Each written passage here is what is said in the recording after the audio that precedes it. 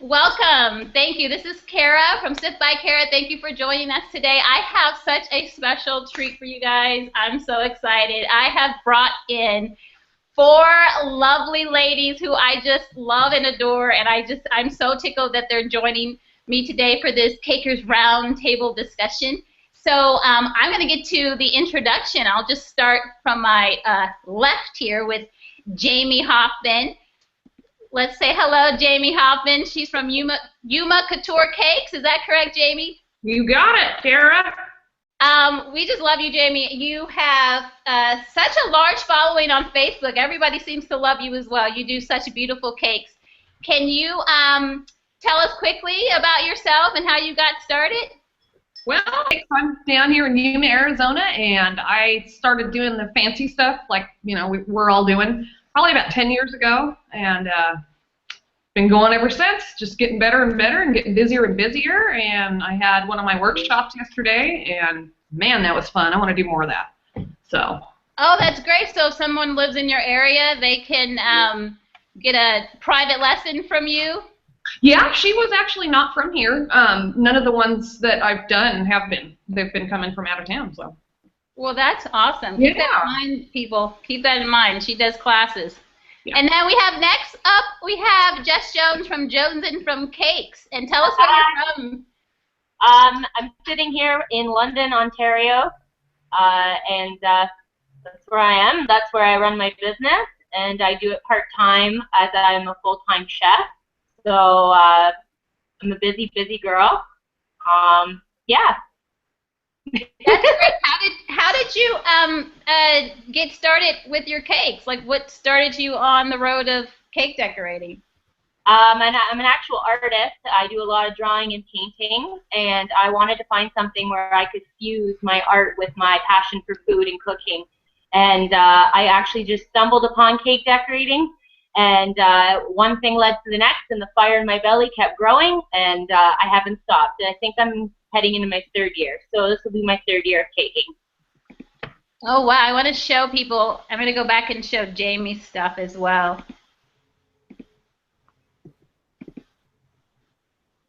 This is, can we see that? This is your Facebook page. Oh my gosh, you do beautiful work, Jess. Thank you. Amazing. And then I'm going to show you, this is Jamie from Yuma Couture. Look, oh, Jamie, I just love your cakes. Oh, thank you. They're so tall and just gorgeous. And then we have, let me show you, Kara Couture Cakes. We all know Kara. Holy, aren't you doing this skull cake at Cake Fest, Kara? I am. I have a live class that I'm teaching the Friday before Cake Fest starts off. And I do have a few seats left. If you're interested, you can contact me. But yeah, we're going to be teaching the skull and crossbones. It's going to be a lot of fun. So Kara, tell us about you. Where are you and how did you get started with these beautiful creations? I'm in Buffalo, New York, and I started making cakes because I had kids and because I wanted to make them awesome cakes. And my background is in the fine arts, so I'm naturally disposed to things that look pretty and that people relate to. And someone suggested, well, why don't you open your own business? And I said, I can't. I don't have any kind of, knowledge, foundational knowledge. And they're like, well, why don't you go to school for it? And I was like, well, that's an idea right there. So I did it. Wow, I mean, your work is just astounding, and I really have always just loved you. And your name is Kara, so, hey. Kara's rock. Kara's do rock. All right, we've got, let's see, where am I? Oh, we have Lucy Cake Designs with our lovely Nathalie Sorenson. Is that how I say your name, right? Sorenson? Perfect. Sorenson. So tell us where you are, Nathalie, and what got you started. Hi, everybody. Nathalie Sorenson with Lucy Cake Design in San Diego, sunny San Diego, California.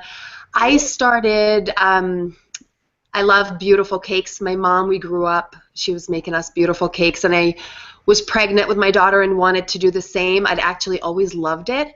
I actually started professionally baking in 2011 and never stopped. I've been very fortunate to have amazing clients and event planners that I've worked with. I love the community. I love to continue to learn, and it's been absolutely a dream. So Lucy Cake Design in San Diego. Well, that's great, guys. Thank you guys for joining me. And if you don't know who I am Kara with Sift by Kara, and I have prepared everyone else's cakes, but I did not prepare my own. But you can check me out on my website. I got a brand new one, so I'm excited about that. But we're going to jump right in because you guys have already fed us some really great questions, and we've got some really great answers. And if we don't have the answers, we at least will help direct you to who might have a really great answer for you. So let's start with the first question, I think, and maybe Jess Jones can answer this one for us because I know you have your own business, correct? You've created an actual place, a location for people to come in and order cakes from. And one of the questions was, one, how did we all get started with sort of getting our clientele? And then another was what are the top 3 things you should know before you actually go and open up a shop? And that question was given to us by Elizabeth Madden. So if you can answer sort of how you got started with your clientele and what are the top 3 things she should know before you open up an actual physical shop. Sure. Hi, Elizabeth. Great question. For me, my clientele, I grew it by word of mouth. I actually started the cake thing in my house until people really started to catch on to the work that I was doing. When I started to take the business more serious, I made a goal, a year's goal, to set out mini goals to achieve that. So by the first thing, I registered my business with my province. So one of the things, it's all going to be different wherever you are. I can't give you specifics because every state, province, or country, we all have our own ways of doing things. But for me, my goal was to find a place that was health approved. In Canada, we don't have the cottage bakers bylaw or law, so unfortunately we can't bake out of our houses. And so first thing, I had to find a health approved facility, and so that's what I did. And then I registered the business, and I went through all my fire marshal and all that stuff through the city. So when you register with your province and then the city, you just get tons of paperwork thrown at you, and people call you, and you have to keep basically jumping hurdles. But there's this amazing support group that will help you. Everybody wants to help small businesses. I've really noticed that. And my big advice is, if it's very overwhelming, everywhere usually has a business center or a small business center in your city or town, and you can have a visit there and sit down with somebody, and they will guide you and help you make the right choices or lay out a plan. So that's what I did too. I tried to reach out to all my resources. I even found mentors that could help me in my direction, and so I just networked and talked to people. I just immersed myself in the life of business as much as I could, and that's what really, really helped me. And I'm still learning as I go. I make lots of mistakes. Some things I will never do again, and some things I'm going to keep working on because they work. So it's trial and error, but it's a very big accomplished feeling when you know that you've done it all on your own. So just the one thing that I heard you say a lot was that you basically worked. Yes. W-O-R-K. And I know Kara has some things to say about, whether you take the leap from going into actual shop versus being in home. So would you mind sharing your thoughts about that, Kara? I very firmly believe that you have to understand business. At least in the United States, some stats, and for the most part, I'm not a numbers person. I just don't like them. But when 1 in 3 food-based businesses over 3 years is all that succeeds, and then only 50% of those by year 5 in existence, there's something not right. And just because you make beautiful cakes, or you have a really great recipe, or your mom makes wonderful lasagna, doesn't mean you understand business, your market, or demographics to be able to successfully open a business. And if you're going to put your finances on the line and your family's future on the line, you need to understand if your region and your market can hold you. If you can make a profit, you need to have a business background or understanding. Take some classes. You can get continuing ed classes on this stuff.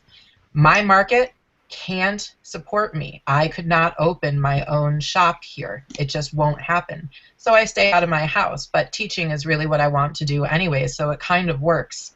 But you need a very firm, solid business plan even to be able to get investors behind you, and you have to make smart decisions to make yourself profitable. You can work out of your home, maybe not as big as you can in a shop, but if your shop shuts down and you lose all your finances, what was the point in the first place?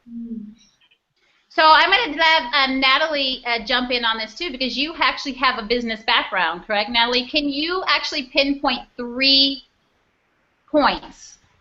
If we can get actually 1, 2, 3, if you can come up with that.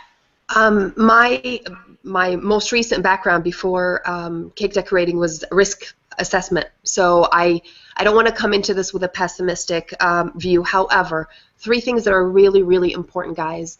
A, do your local market research and do a lot of it. B, have a very solid business plan. And C, deep pockets.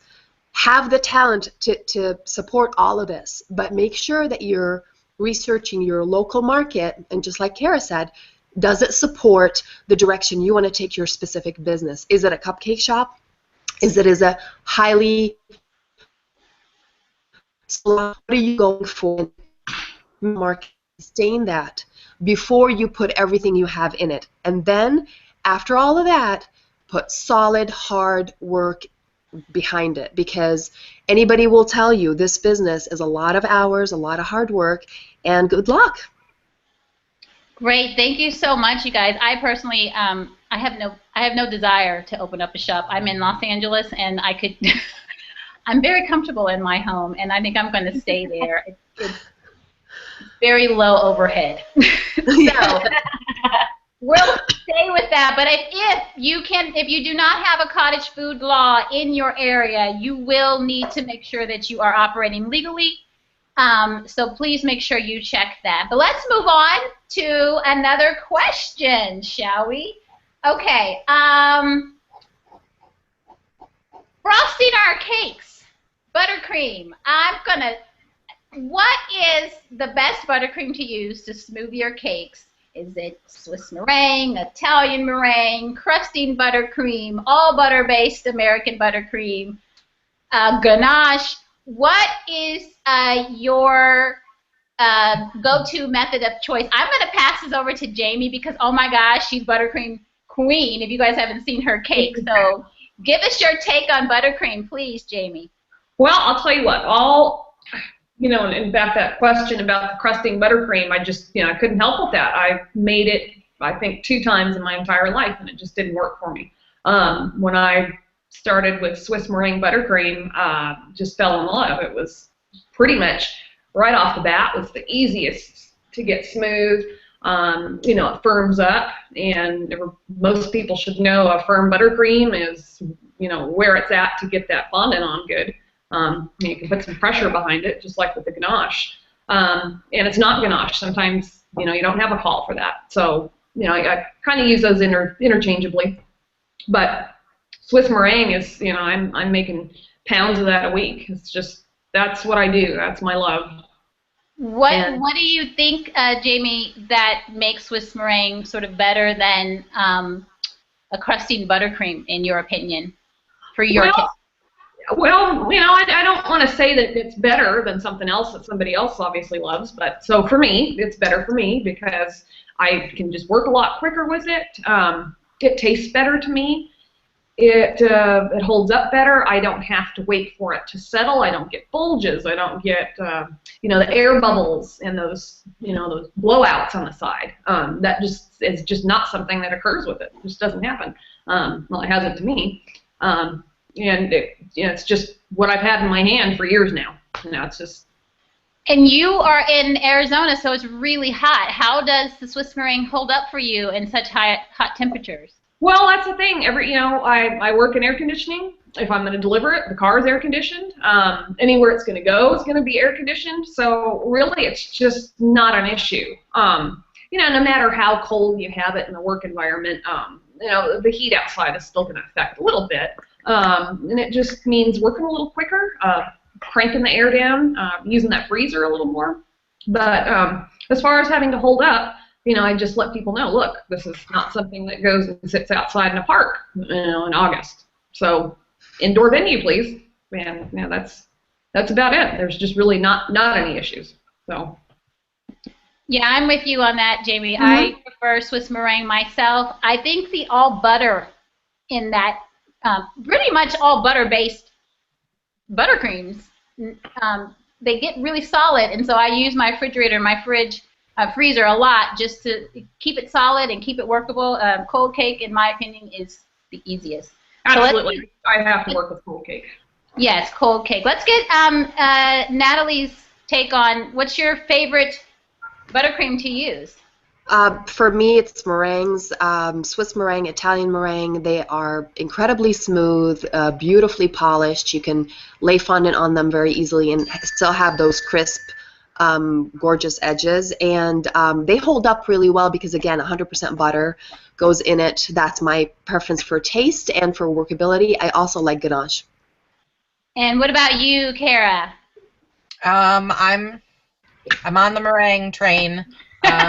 With Swiss or Italian, honestly, Italian's going to be slightly more stable because it is a cooked sugar to a candy degree. But I do love a ganache coating right under my fondant. I've been converted. I've become Australian. So. What were you using before? You said you've been converted. What were you using before? Swiss meringue buttercream. That's how I was trained when I was an intern. Yeah, when I was an intern, I learned how to do it, and I learned how to do it beautifully. I just prefer the firmness. I'm a bull in a china shop. I handle things really, really heavily, so I need something that's going to stand up to me and say, no, knock it off. And ganache does that for me. So. And Jess, coming over to you, what do you guys like to use in the shop? I like to fill my cakes with American buttercream. I'm a little different. I do use the other icings. I'm not opposed to them. But my go-to to fill is American or Italian. And then underneath my fondant, I love to use ganache. I'm 100% ganache. So I tell my clients, you're either going to get chocolate, milk chocolate, or dark chocolate milk, or white. And I've never really had anyone say no to it. So it's been easy for me so far. So we have a question about, since we're on the topic of buttercreams, we have a couple of live questions coming in. Let me just quickly, if you are joining us in the YouTube box, there should be a little, you might need to refresh your page. If you are leaving questions in the comment below, I am not seeing those right now. You will have to go into the YouTube page. There's a little box that says join the conversation. Click here.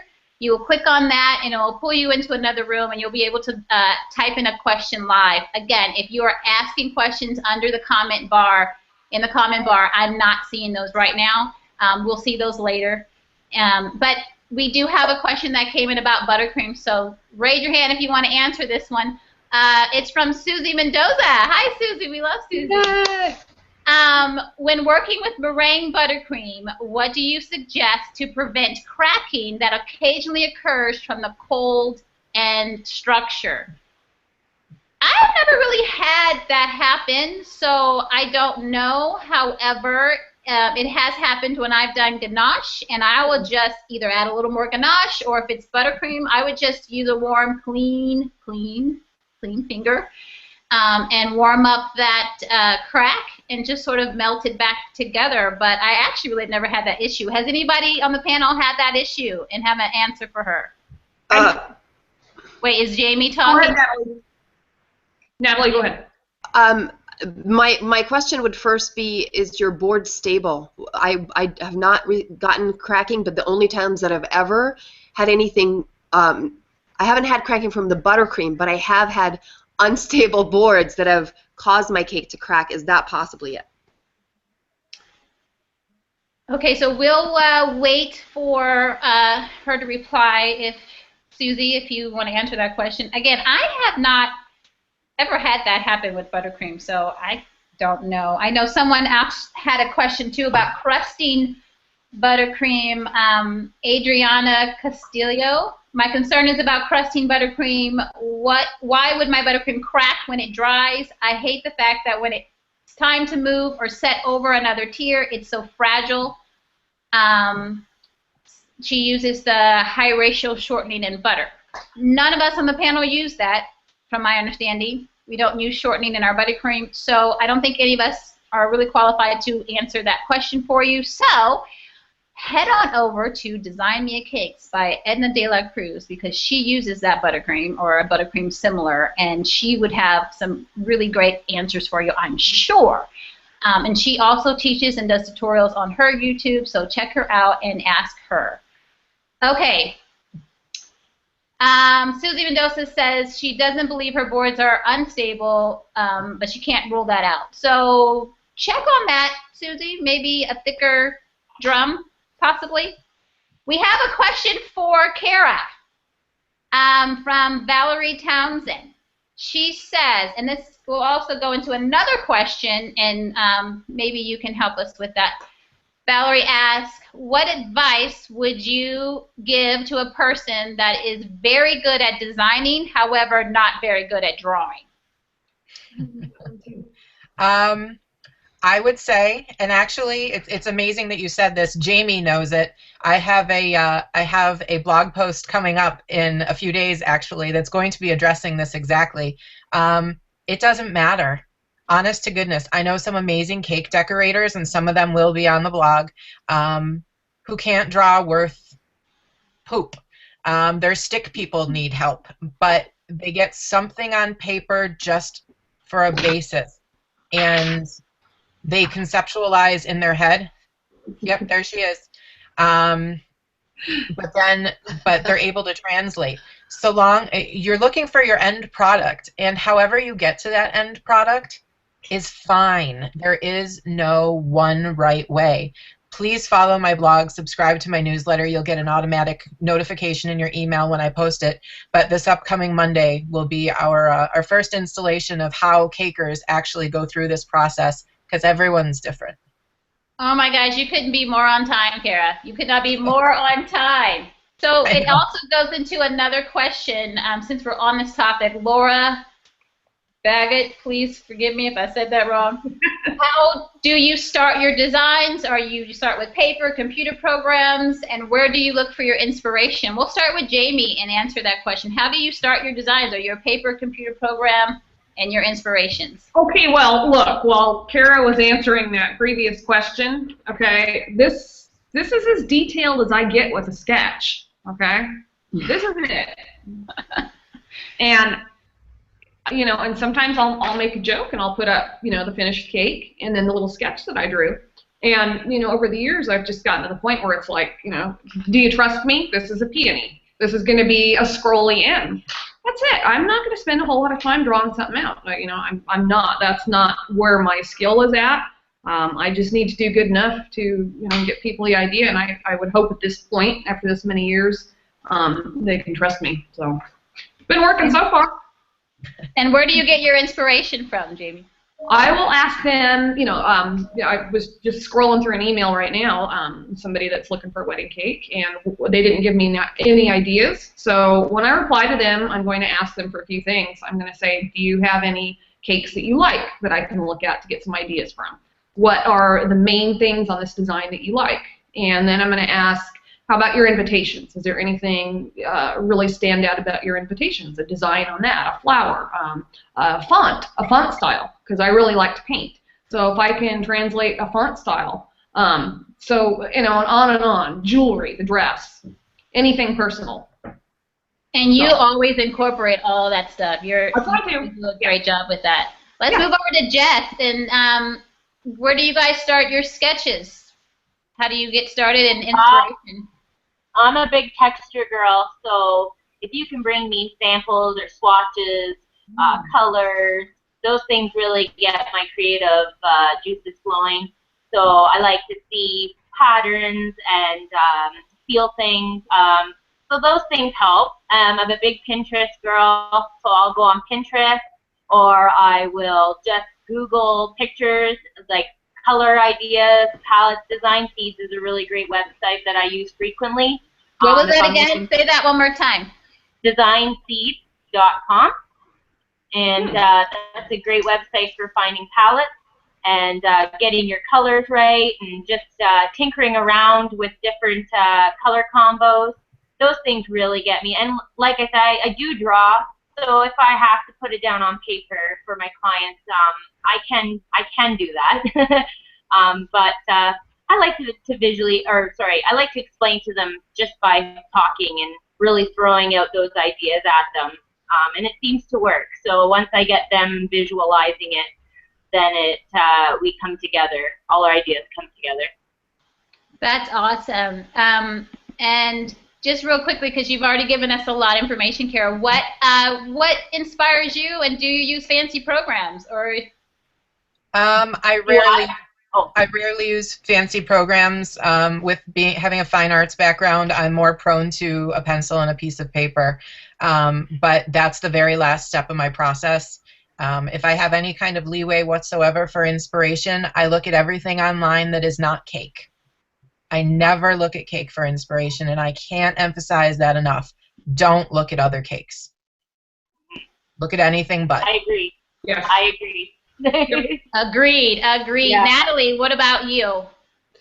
That actually is fabulous advice. I love to ask about the totality of the wedding, or event, invitations, textures, linens, everything else that they're incorporated. I want my cake to fit within, not so much blend in, and that's basically my inspiration. Sometimes they want their dress incorporated, or where they met, how they met. There's sometimes a funny story.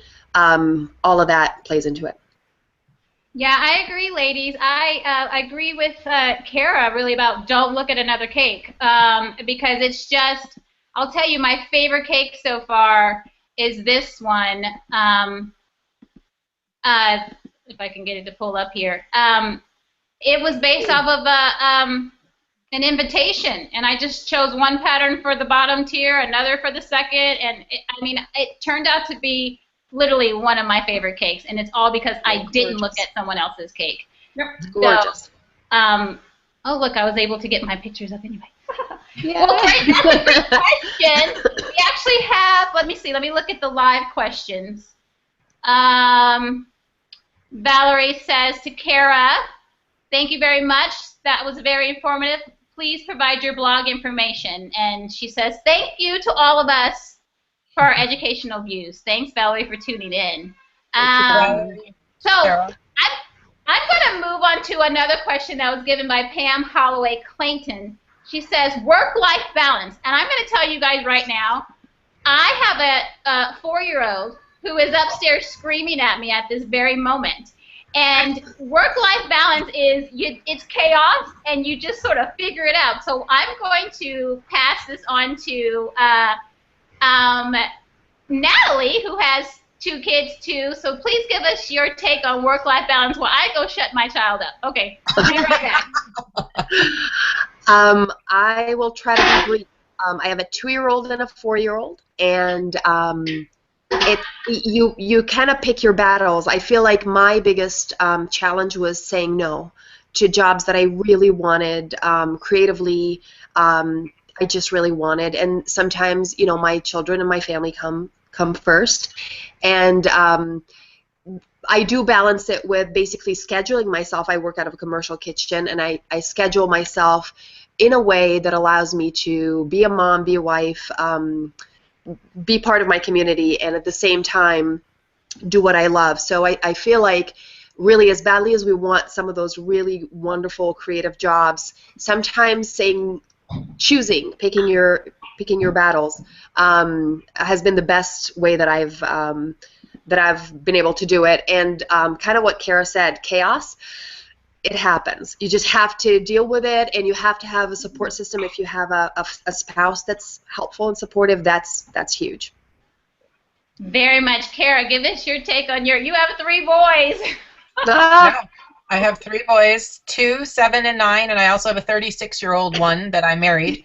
And, they're all incredibly supportive. And one of the ways I've helped them to help me and to be supportive is I include them. Not that I have them touching things, but I talk to them about what I'm doing and why I'm doing it, what my motivation for my family is, how I hope to impact our family positively with what I'm doing.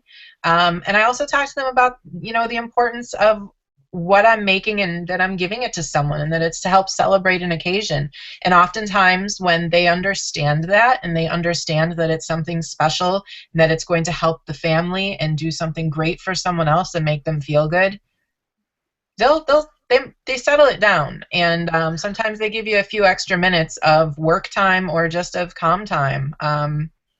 But really, honest to goodness, I don't balance well, and that's just what it is for me. So we're not perfect, trust me. Not at all. You make it work. And what about you, Jess? Because you physically have to leave home to go get work done. Yeah, it can be tough, and it's been a journey to say the least. I've taken on a lot in the last couple of years. All this started when I was pregnant with my daughter, who's 2 now. So I basically have to give a shout out to my partner, my husband. He lifts me up. He really helps me achieve my dreams, and I try to do the same for him. But basically, like Kara and Nathalie have both said, it's just about scheduling. It's about incorporating your family, letting them know why this is important, and just making sure that everything is balanced, because health is so important, family is so important. And there was a little part of my year there where I had lost that. And you have to really put priorities, make goals, and stick to them, and know when to say no. That's really, really important. I was saying yes all the time. And all of a sudden, I'm burning out, and my relationship with my husband's faltering, and I'm not a good mom. And it's all because I didn't have my priorities straight and what was important to me. So when I figured that out, things really started to come together. And I'm still learning. It's a struggle every day, and usually I just close my eyes and run. So, but it's a support system. I have an incredible family. My mom, my brothers, they all come together as a village. They always say it takes a village to raise a child, and I couldn't stress that enough. It's been everyone around me to help me become successful. So thank you to them, really. Yeah, amen to that. What about you, Jamie? How is life for you in cake? Well, first I just want to say thanks to Jess for sharing that, because there's got to be half the people watching that can relate to that. So that's great, and I think that's neat that people could put a face to a story like that. Hear that out loud. Honestly, what I like to do, and I can't break myself of this habit, is work really late at night and really early in the morning. Yeah. I just work better like that when it's quiet. I'm not interrupting what they're doing. There's not a chance they're going to come in and interrupt me. And and I don't want to get in a situation where I even use language like that. Don't interrupt me. That's not good to say to anybody. So that way, it's not going to happen. And it makes me tired sometimes, but that's when I'm most productive. So I'm just going to go with it. Yeah. So basically, do what works for you guys. I too was working late, Jamie, but I was having issues in my relationship. My husband wants me in bed with him. He wants me laying down and sleeping the night with him. So I have to say, when you got the little kids, it's really difficult, and you do want to do in their sleep. But once I'm able to get them at a certain age, they got to a certain age, and I can drop them off all day, I literally try to work 9 to 5. I try to shut it down at 5 o'clock, which is why I freeze my cakes, and we'll talk about that in a minute too. It works for me. I can bake on Tuesday, freeze the cakes. I can do steps on this day, steps on that day, steps on this day, and by Friday, by 5 o'clock, I am typically done. Sure. So I had to do that because my relationships with my husband and my children were the best. So let's talk about cake, and let's specifically talk about scratch cake versus box cake. And I know our Kara has a lot to say about that. So what are your opinions on that, Kara?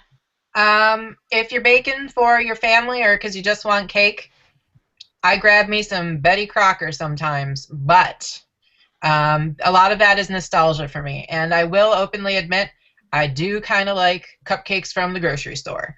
But again, it's nostalgia. But when it comes to me and my business and the fact that I call myself Kara's Couture Cakes and that I do artisan quality cakes and that I charge hundreds upon hundreds of dollars for my cakes, I'm not buying a box mix. I'm not doing it. I'm not doctoring it. I'm not doing anything like that. If someone's paying me that much money and I consider myself a true artisan of my craft, I'm baking from scratch. I have sound recipes. It takes a while to get to that point where you have recipes you love. But if you are making cakes, you should know how to bake. I can't emphasize enough. This is a crux for me, and everybody is entitled to their own opinion, but this is my very clearly, firmly held opinion. Really, bake. Learn to bake. Okay, Kara, I have a question because you have gone to pastry school, correct? Yes? Correct. Okay. Vicky Schultz wants to know, I'm just getting into cake decorating. My biggest problem is when I make a cake from scratch, it's heavy. I've tried sour cream, mayo, butter. I did come across a recipe and made it. Let me see. I guess she wants to know, I guess, why a scratch cake is more heavier than a box cake. And I personally like a heavier scratch cake. You know what? We're used to box cake, especially in the United States, and we're used to grocery store cakes, and they are full of chemicals. And those chemicals are meant to lift and give volume so that they have to put less in the box. You get seemingly more cake for them giving you less. That is not the way cake is supposed to be. This is an advent of the last 30 to 40 years. Honest to goodness. Your cake should be thicker. Your cake should be heavier. It's an indication that there's quality ingredients in there. If you're looking for that light, super airy cake, try looking for a sponge cake recipe. Sponge cakes by nature are lighter. They have fewer ingredients and more aeration, so you're going to get a lighter, less dense cake. But don't be afraid of heavier cakes. It's the way cake was always meant to be and has been until recent decades. Amen. I think Jamie has something to say about that. You were holding something up. Oh, I said amen. Amen, sister. That's what it said. Yeah, so you're a scratch baker for your clients. So that's you, Jamie. You're scratch baker, correct? Yes, absolutely. The way what Kara was talking about first, how if she's going to be a true artisan of her craft and charge what she does, I absolutely feel the same way. It's going to be quality, top to bottom, inside out. That's just me. I agree. I agree. Jess, you being in a shop, I don't know if there's a difference, but what do you guys typically use? Scratch or box? Everything's from scratch. Everything. It's a lot more work, but the payoff is incredible. Agreed. And what about you, Natalie? What Kara said, nostalgia, and I grew up in a house that everything from cooking to baking to everything was from scratch, and that's what I identify with for taste, and I like a denser cake. So scratch all the way. Yes, I am too. I'm a scratch baker. I completely 150 million% agree with you, Kara. If you're going to charge what we charge, I'm going to give you the best, so you will know that my cakes are from scratch. So I'll add something to that when you're done. Okay, Jamie, you're on. I was part of a conversation I was having yesterday with my student here. She was talking about what she uses, and I'm not going to get into her specifics, but it also comes down to if your customer likes it, whatever's in there, you can't argue with that. If they like that, then you are doing something right. But I wholeheartedly agree with Kara. Learn to bake. Absolutely learn to bake. Yeah. Yeah, I would add to that too. I'm not trained. Whenever there's questions on the cake boards about, which was another question about, what's the difference between high altitude cakes and how do you bake? And I always say, Kara, go for that somebody one. asking, because I just find a great recipe and I just follow it. That's all I know. Don't ask me why. I just follow it exactly how it's written. So if they say throw all the dry ingredients together and then add the liquid, that's what I do. Or you just cream the butter and then you do the sugar and then you add. That's what I do. So I find recipes that work for you and just stick with those, and you'll most of the time come out right. Now, as far as high altitude cake baking, did you get an answer, Kara, from Avalon Yarn? I most certainly did. She's in my phone right now. And in general, there's a few things that you do, and quantities that you alter depend upon the actual altitude you're at in thousands of feet. But in general, you are going to, hang on one second. In general, you're going to increase your flour. You're going to decrease your baking powder and baking soda, decrease your sugar, increase your liquid, and decrease your fats, though it may not be necessary. But again, in quantities, it has to do with your actual level above the sea. So. Okay, and let me just add to that. And Avalon, if you are listening, I think She you need is. to do I think you need to do a blog post about that specifically and give some recipes, whether we have to pay you for those or not, because that's how would I know how much less flour, and I need a recipe. Okay.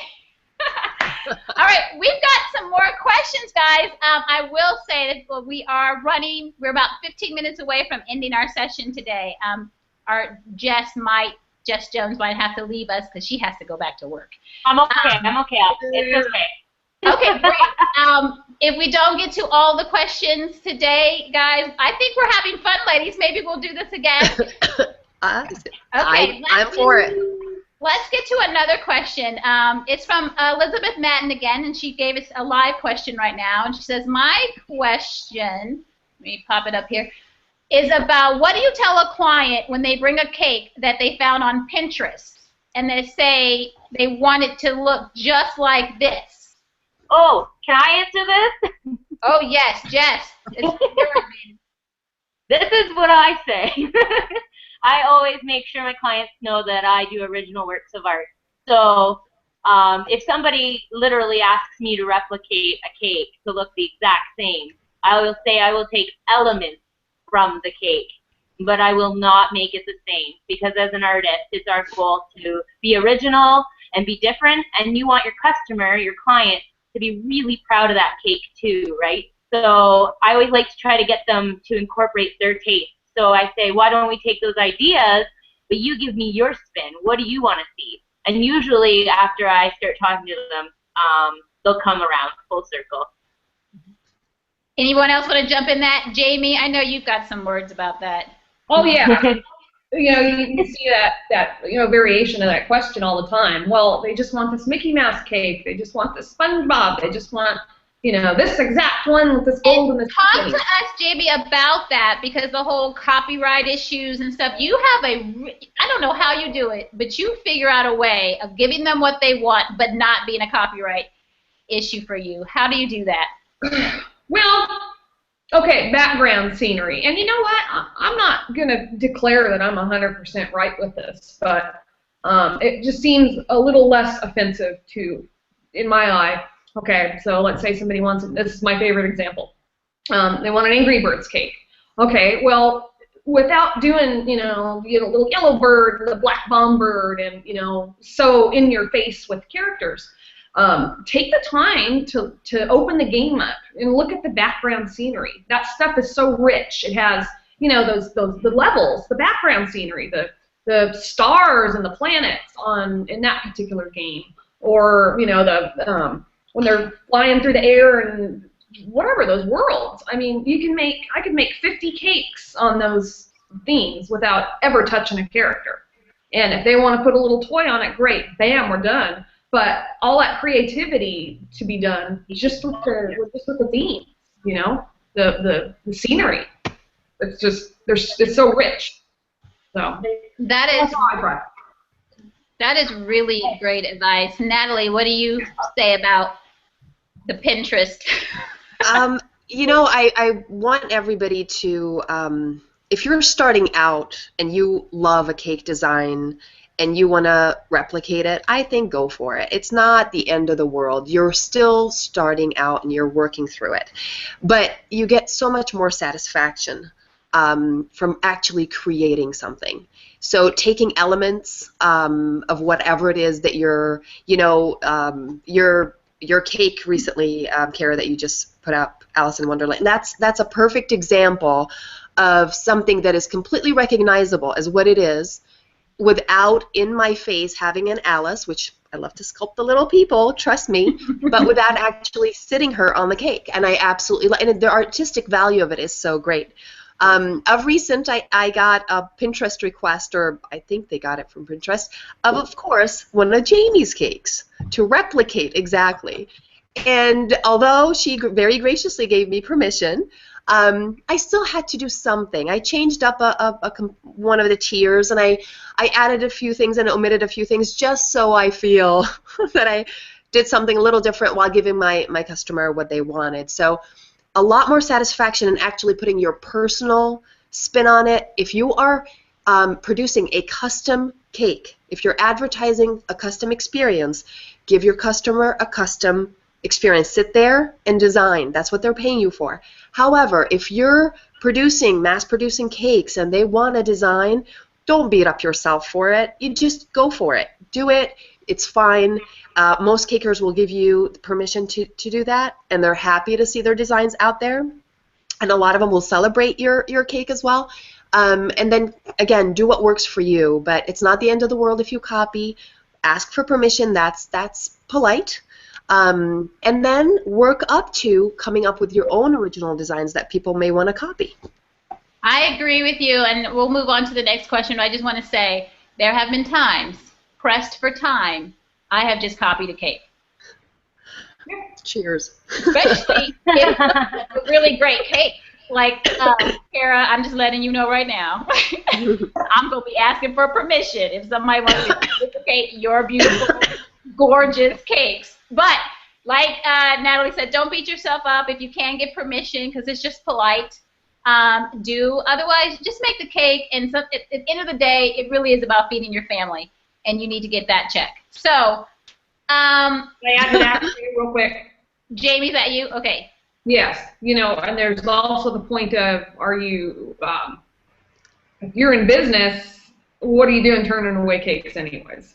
Because somebody doesn't want an original design. I mean, you're not going to get a paycheck for what reason again?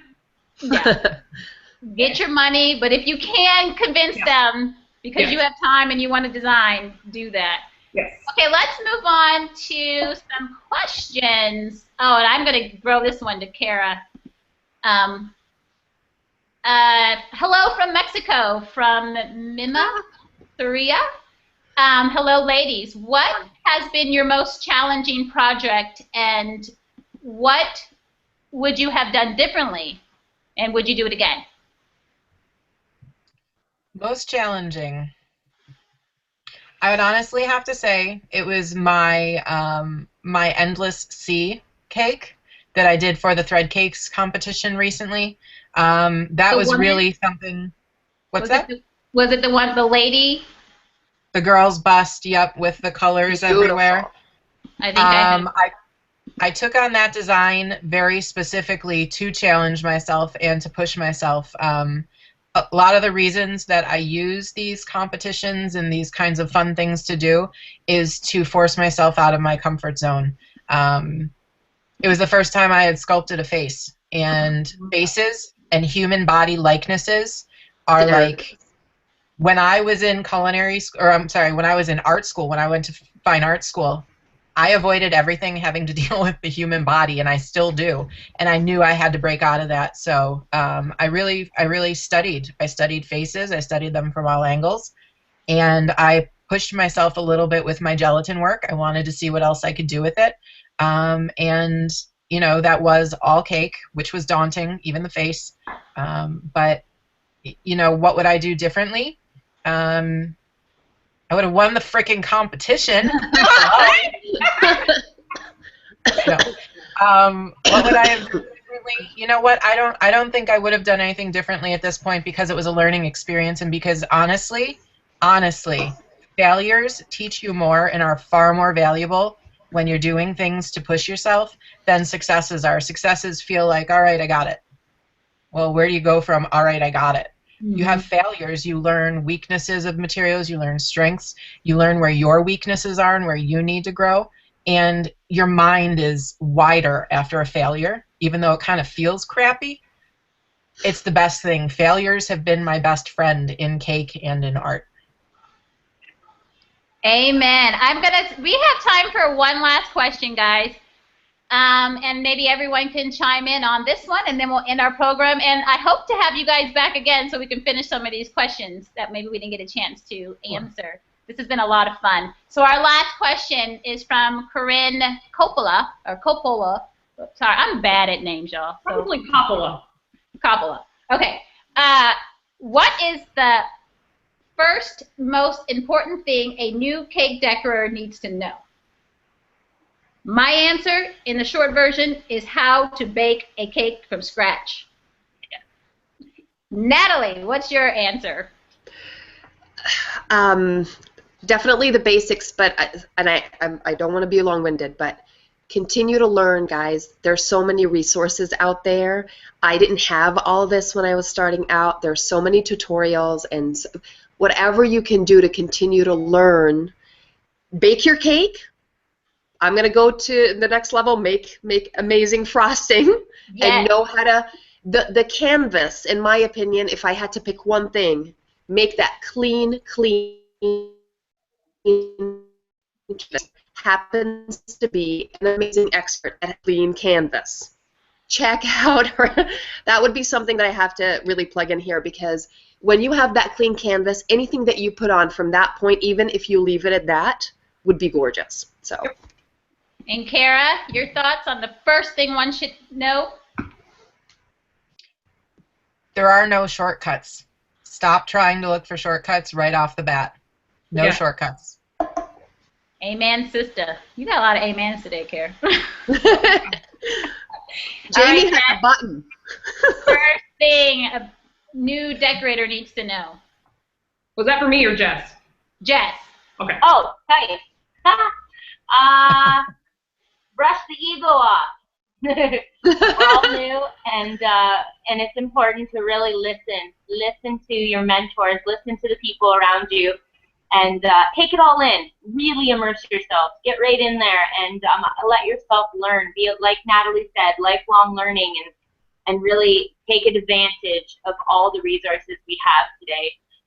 And don't, like I said, the ego thing. Like, we're not ever better than anyone else. We're always learning. Even the best cake designers are still learning. So let's just keep that attitude. Be friendly, be happy, be passionate, and you will be successful. Great advice. Jamie, you're up. I was going to say something kind of just like Jess with the ego. Biggest thing for me would be willingness to learn. Yeah. And if somebody gives you some advice, my goodness, don't argue with it. Take a step back and look at it, and you have to enjoy doing it, and then keep it enjoyable. And if you're going to go into business, make sure you're offering something that's different from everybody else around you from day one, because we don't need another SpongeBob cake maker. Nobody's city needs another SpongeBob cake maker. Be a Lucy cake design, or a Jess Jones, or a Kara, but you. Or just keep it a hobby. There's nothing wrong with that either. Right. Well, there are a lot of questions, ladies, we did not get to answer, and one was pricing. We have to do this again. Yes.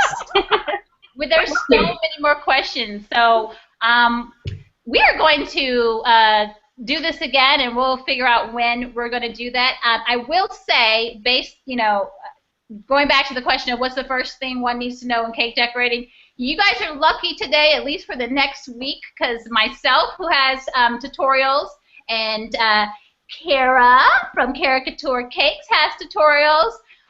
Jamie has some tutorial. Jamie, come on. We need more Back to you. from Jamie. What? We need more tutorials from Jamie, but she has some too, but only for myself and Kara. And in the description bar below, there is a coupon code for 33% off your entire basket. What? You better get that. It ends on January 27th, so that coupon code is good for that. For me, it's good for one-time use, so get it all. Thank you so much for offering that, Kara. There's a lot of great beginner tutorials out there. You have some wonderful. We're going to end this now. Let's say goodbye. Nathalie Sorenson, thank you so much for joining us today. Will you be back to talk to us some more? I would love to. Thanks for having me. Thank you so much. And Kara, my favorite Kara. Thanks so much again, Kara. Thank you. And Jess, I guess you got to thank for your lunch break. I hope you got to eat a little bit. Thank you for giving up your lunch break for us. Really appreciate it. Oh no, thanks for having me. Thank you. And thanks again, Jamie. Jamie, yeah. I'm gonna need you to do a buttercream tutorial, please. Can we work on that? Yeah, I know. I knew I was gonna get ambushed with that one. Come on already. You got to. I got ambush. Okay, well, we're going to work on Jamie, you guys. We're going to work on her. Please visit all of our websites for information about blog postings, about newsletters. Kara has a newsletter. Hello. She's got some great things coming up that we have. Oh, my God. We need more time. Okay, guys.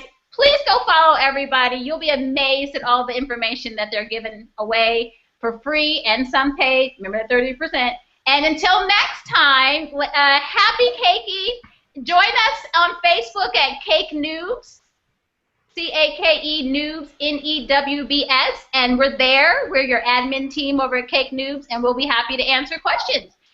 Thanks, Kara. Off here, Kara with Sift by Kara. Thanks, ladies. See you guys next time. Thank you. Thanks.